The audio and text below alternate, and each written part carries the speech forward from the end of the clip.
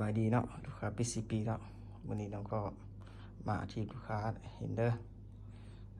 ตัวนี้ตัวตบเอเนาะตบเอนี่น้องจะประกอบเป็นแบบถังคาร์บอนอาร์เซลของอาร์เซลเนาะถังนี้ดีเนาะ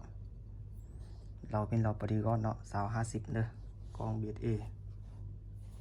คลิปมือจางเนาะถ่ายฟับได้เด้อ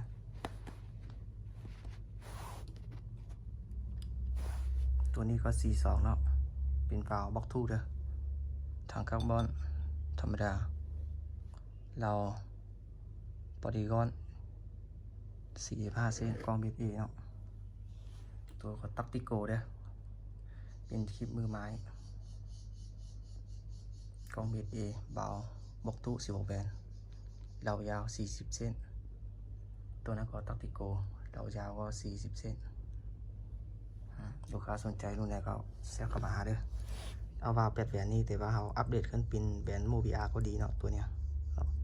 เราใส่แบนโมบิอาของแท้เข้าไปเนาะซุปเปอร์ลินเข้าไปก็เป็นดีเลยเนาะอัพขึ้นมาแต่อันนี้มัน16แบนเนาะของบล็อกทูเนาะ42มาใหม่ๆเลยเนาะ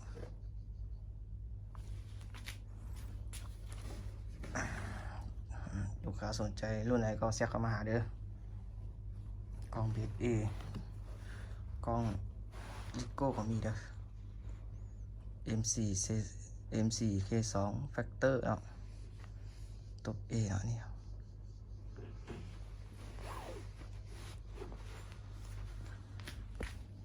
ถ้าสนใจแบบไหนก็เซตเข้ามาหาเด้อ